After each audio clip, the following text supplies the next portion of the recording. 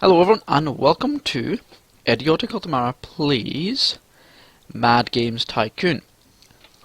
I played this before in my last playlist, season, session, whatever.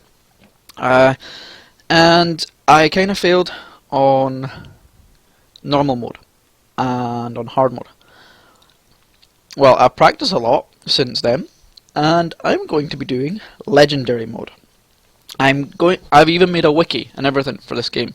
So I've gotten pretty damn good at the game. I practiced a fuck ton. So I should be able to perfectly run through this game on legendary mode without really any trouble. Also, sorry for the little cut off at the bottom. Something's wrong with the recording of Mad Games Tycoon. It's really weird. Anyway, yeah, so let's start out our story, shall we? So, last time around we had Idiotic. He failed 3 times and lost all of the money he was able to he had. Now he has decided to jack everything and just leave it to someone else. So this time around, the person that's going to be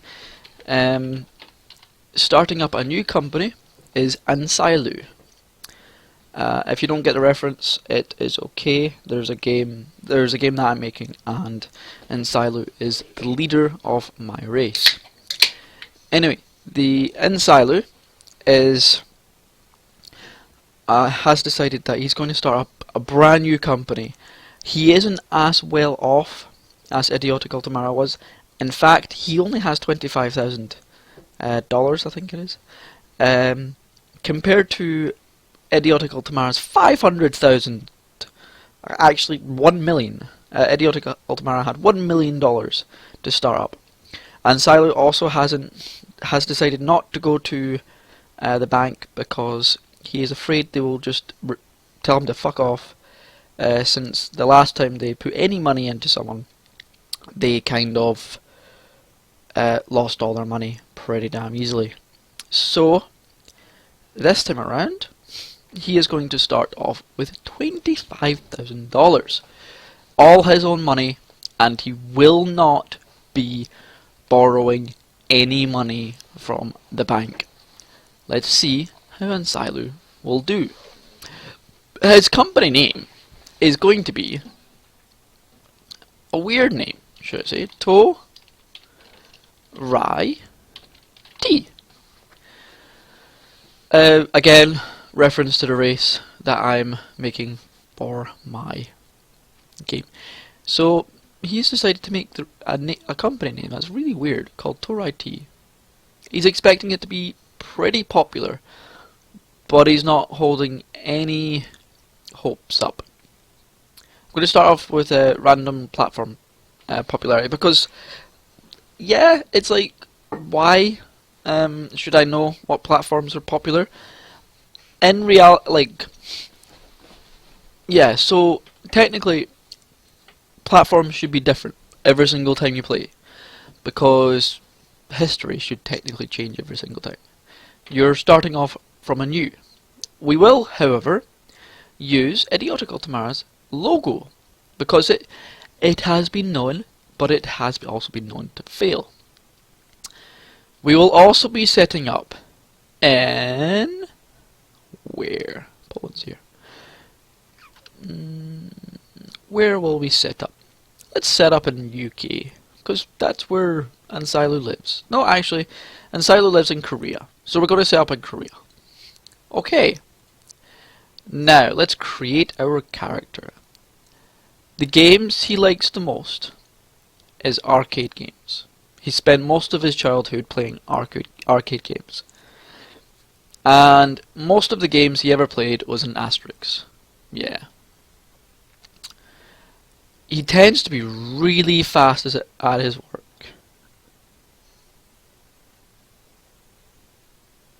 And he's really good at programming. By the way, this is the best start you can have on Legendary mode. Go with max speed and decent programming. I will be Back in a second. And I'm back. Okay. So yeah, he is a great programmer and he is stupidly fast at his job. Let us start.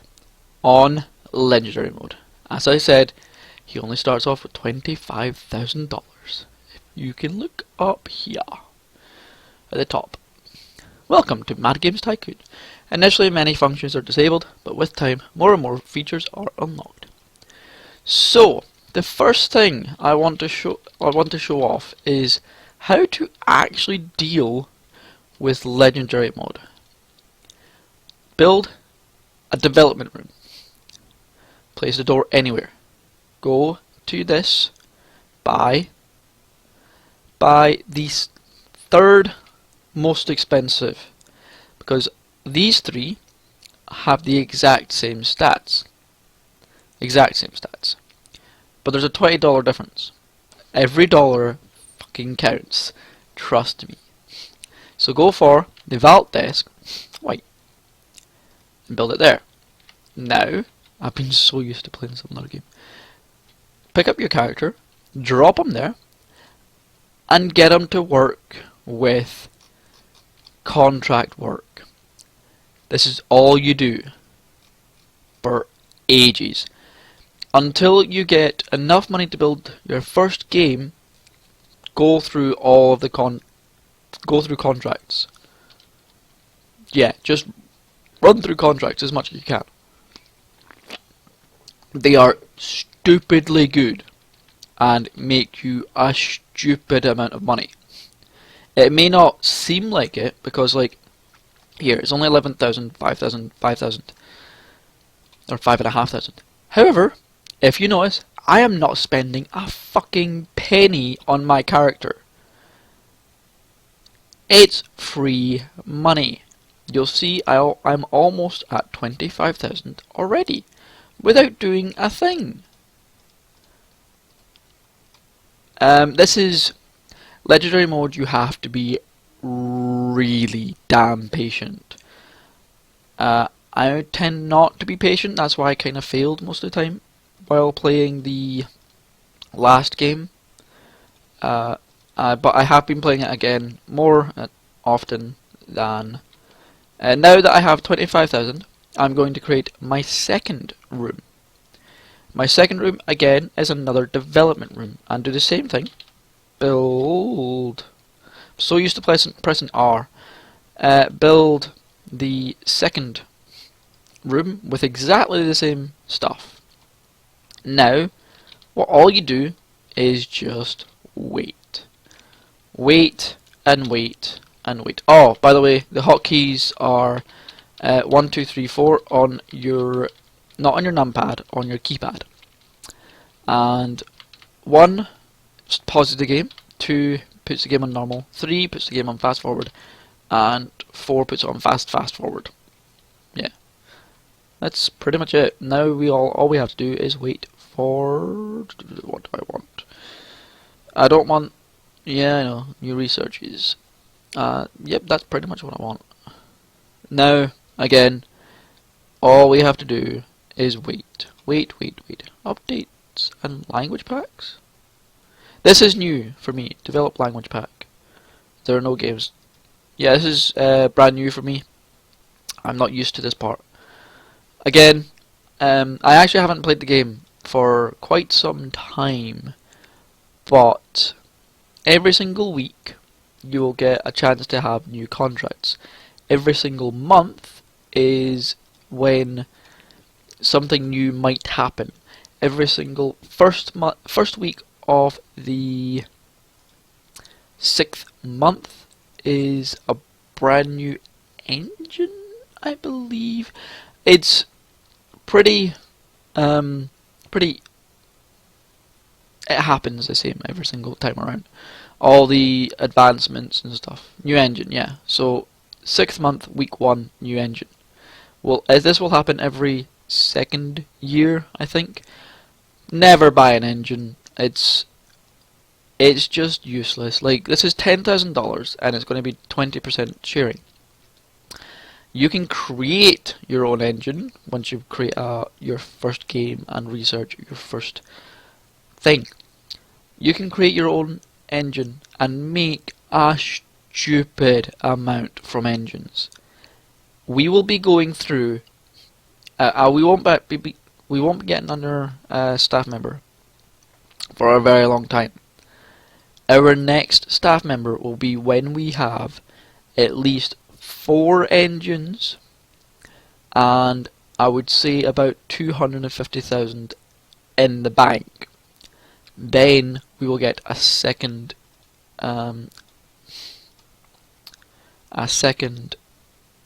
member of staff, and yeah, again, making some money. Now that we have 20,000, we can develop a game. Let's develop an arcade game, and let's go with. You'll always start off the game with hospital, pets, and pirates. So if you're lucky enough, you might actually. Let's start off with a skill game since that's actually trending. You might be lucky enough to get a trend setting. If you get hospital, pets, or pirates as a trend setter, you might be lucky enough. So let's go with this pets. Yeah, and let's make Leah the first. That's a homage to one of my subscribers. Platform. I'll be going through the whole game just using the personal computer. Pretty much there is no point in using any other thing. Also, I forgot what all of this was. I have to go back to my Wikipedia wiki every so often because I actually do forget what these are. You can find out later on through this completed game reports, but that comes quite late on, to be honest. It comes. Let's see, when does it? When you get. Oh no, I can't create my first game. 28,000 is what I need. I thought it was 18. Yeah. Game reports happen when you get 500 bugs, or is it 200 bugs? But yeah, it's quite late. And then you get the quality assurance room, and yeah.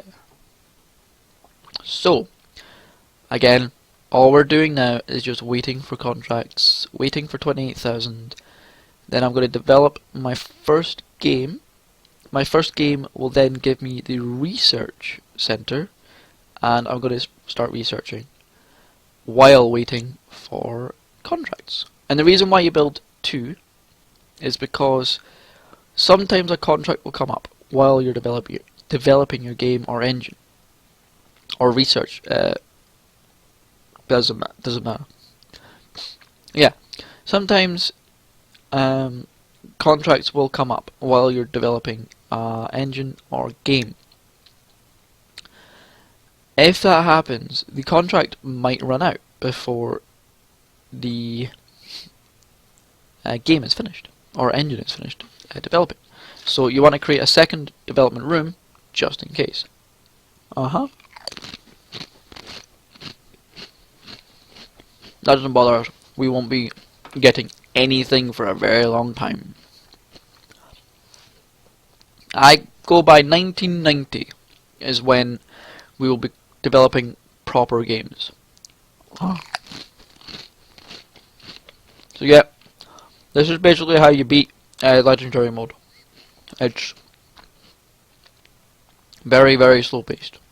Very, very slow paced.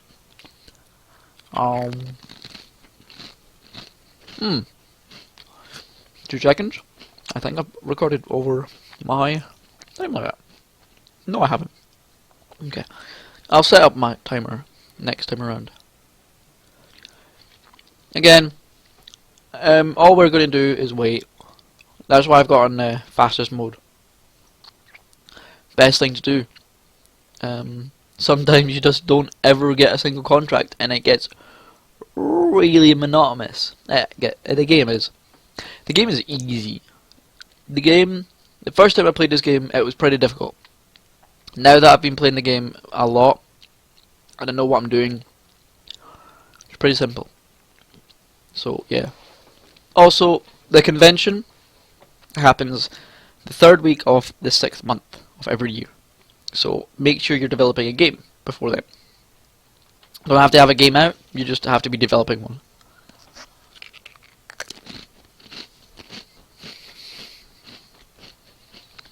Oh, contract, before I forget. Get the contract. Bump. Now we have to wait for another contract. Woohoo!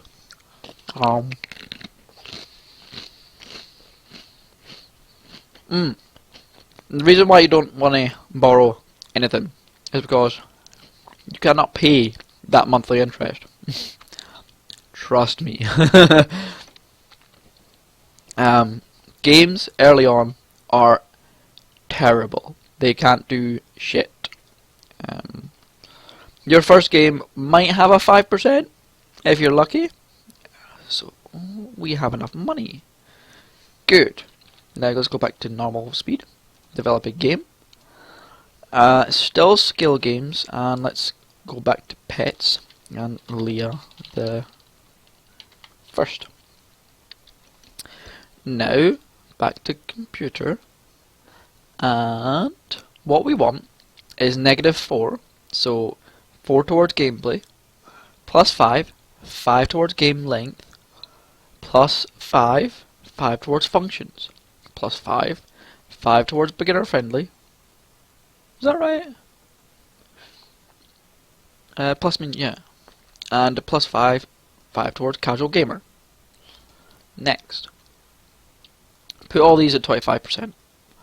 Later on, when you start developing game reports, this becomes a bit easier to manage.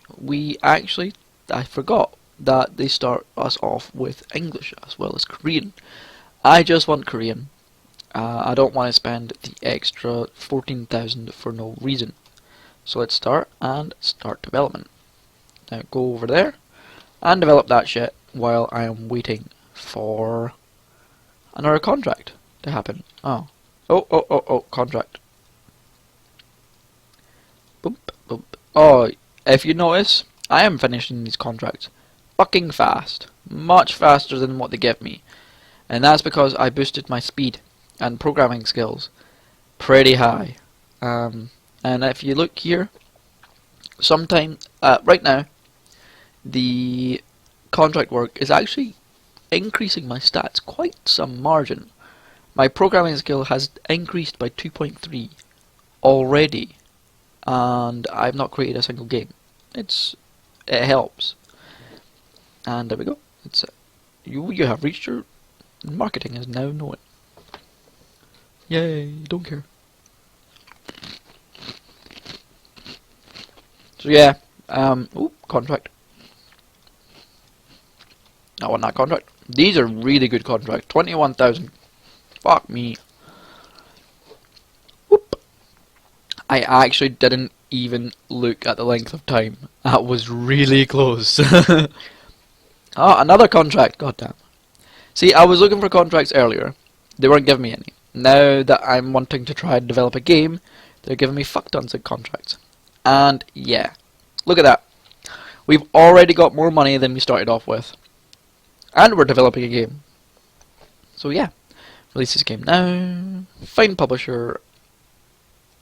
None of them are skill. This share part at the top is how much money you get per sale. Market strength is how much strength they have in the market. Relation is how well they like you, kind of thing. Anyway, and there we go. Your first game was completed. Now you can build the research area, which we will be doing. Oh, I didn't even look at that. Oh, God damn it. Game reviews. 1%. That is actually the worst game I've ever had. Normally it's like 4%. Anyways, let's develop a research room. Accept. And I get my desk. Always go for the white desk. It's pointless going in for anything else. I keep doing it. Anyway, you go there, and now I want to research sprites. And there we go. I'm just going to wait now for sprites to finish and or a contract. And then I'm going to develop an engine soon afterwards. Once I get... Wait a minute. Am I gaining money? Oh wait, I'm getting money because of... Dumbass. I'm gaining money because of this. Well, yeah, it's already gone. I lost 19,000. Yeah, that's going to happen. That is definitely going to happen. There we go. Done. Now, I want to develop my own engine. Do I have enough money to develop my own engine? Skill game. We want to... I'll just name this Skill Engine 1. Just for the sake of it. And we'll add sprite. Yes, we have enough money. Let's sell the engine for 20% at 10,000. This should sell, and let's sell it for half the price of what the dev cost is all the time. This should sell, and we should make a decent chunk of money eventually from it. And I'm going to keep doing that with every engine. Every single genre, I'm going to create a sprites engine, and then I'm going to upgrade it, and I'm going to upgrade it, and yeah. And that's how I'm going to make my money. Selling engines to people. Pretty much. There's no reason why I shouldn't. It's the most efficient way. Anyway, I will see you all in the next episode. Have fun, people, and goodbye.